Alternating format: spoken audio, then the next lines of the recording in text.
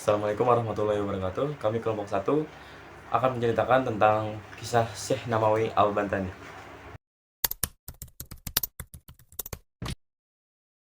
Sebelumnya izin kami untuk memperkenalkan diri. Saya Fatin Abdul Hakim. Saya Al-Fatih Rahmat. Saya Ambrutio Atala. Komiti Purba. Ardian Fikri Santoso. Saya Analiza Mahendra. Saya David Rahmat Sirandi. Saya Muhammad Khairul Dapa. Saya Muhammad Rafli Andra Tama.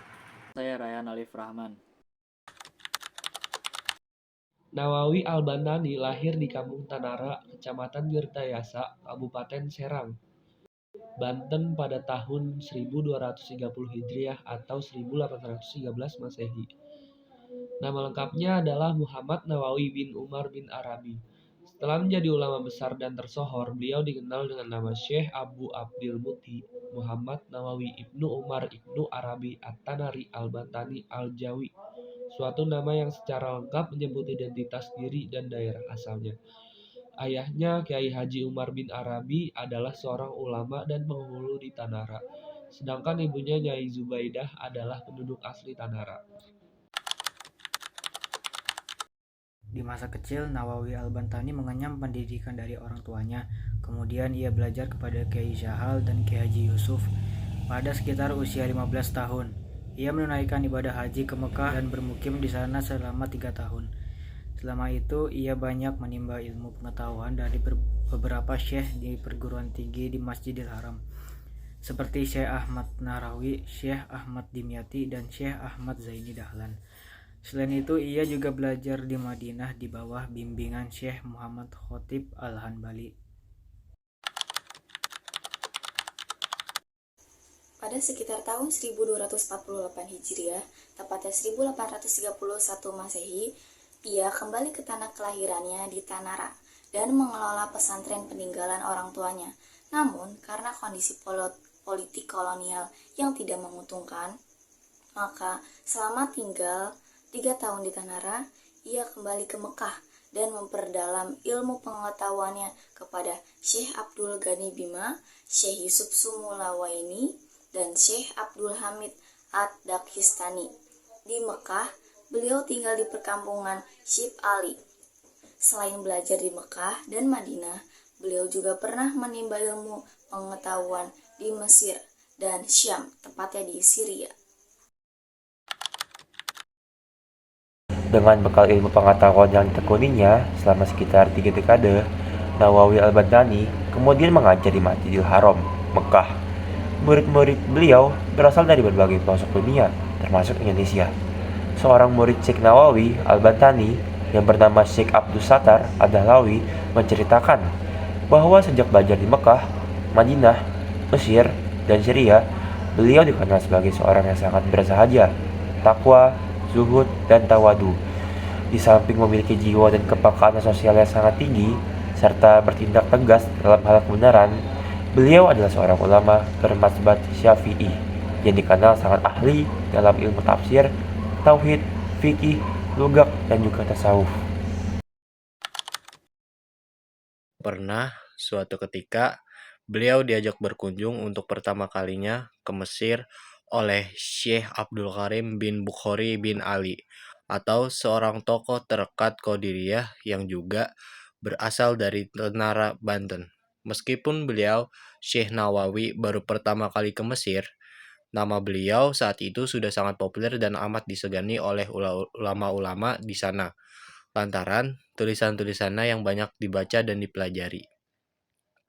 Sesampainya di Mesir, para ulama Mesir bertanya kepada Syekh Abdul Karim bin Bukhari bin Ali, "Kami telah banyak mendengar tentang seorang ulama asal Jawa di Mekah yang bernama Syekh Muhammad Nawawi. Tulisan-tulisannya telah berulang kali dicetak di sini. Sungguh, jika diibaratkan makanan, tulisan-tulisan beliau sangat lezat rasanya. Kami semua sangat mendambakan bisa bertemu dengan beliau." Syekh Abdul Karim bin Bukhari bin Ali lalu memegang pundak Syekh Nawawi dan menjawab, "Hadza huwa, inilah beliau." Kontan setelah mereka mengetahui Syekh Nawawi berada di tengah-tengah mereka, mereka langsung berebut mencium tangan beliau. Nawawi Al-Bantani wafat dalam usia 84 tahun pada tanggal 25 Syawal 1314 Hijriah 1897 Masehi di kediaman Syekh Ali Mekah. Jenazah beliau dikebumikan di perkuburan Ma'al Mekah berdampingan dengan kuburan Syekh Ibnu Hajar al-Hassami dan Siti Asma binti Abi Bakar RA. Beliau wafat meninggalkan 4 putri yang bernama Ruqayyah, Nafisah, Maryam, dinikahkan dengan murid beliau yang bernama Kiai Haji Asy'ari Bawean dan Zahra. Berdirinya di Mekah, Syekh Nawawi al-Albani belajar kepada beberapa ulama setelah pada zaman itu. Di antara mereka yang dapat dicatat adalah Syekh Ahmad An-Nahrawi, Syekh Ahmad Al-Qulyati, Syekh Muhammad Hafidhullah Al-Halabi, Syekh Muhammad Sulaiman Hasbullah Al-Maliki, Syekh Zainuddin Aceh, Syekh Ahmad Khatib Sambas, Syekh Syarifuddin, Syekh Abdul Ghani Bima, Syekh Abdul Hamid Yatlani, Syekh Yusuf Saifullah, Syekh Fatimah binti Syekh Abdul Samad Al-Faribani, Syekh Yusuf bin Asyid Al-Banjari, Syekh Abdul Samad bin Abdul Rahman Al-Falibani, Syekh Ahmad bin Al-Falibani, Syekh Akif bin Hasanuddin Al-Falibani, dan lain-lain. Syekh Nawawi Al-Bantani memiliki murid-murid yang berasal dari Nusantara. Banyak sekali yang kemudian menjadi ulama-ulama terkenal. Di antara mereka ialah Kiai Haji Hasyim Asy'ari Tebuireng. Lalu ada dari Jawa Timur, yaitu Kiai Haji Raden Asnawi Kudus. Lalu ada dari Jawa Tengah, Kiai Haji Tubagus Muhammad Asnawi Caringin. Lalu ada dari Banten, Syekh Muhammad Zainuddin bin Badawi As-Sumbawi. Lalu ada dari Sumba Nusa Tenggara, yaitu Syekh Abdul Sattar bin Abdul Wahab As-Sidki Al-Maki, Syahid Ali bin Ali Al-Habsyi Al-Madani, dan lain-lain. Tok Laba Al-Fatani juga mengaku menerima satu amalan wirid dari Syekh Abdul Qadir bin Mustafa Al-Fatani yang diterima dari Syekh Nawawi Al-Bantani.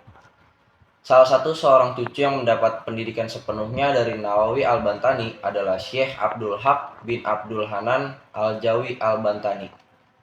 Banyak pula murid Syekh Nawawi Al-Bantani yang memimpin secara langsung jihad di Cilegon melawan penjajahan di Belanda pada tahun 1888 Masehi.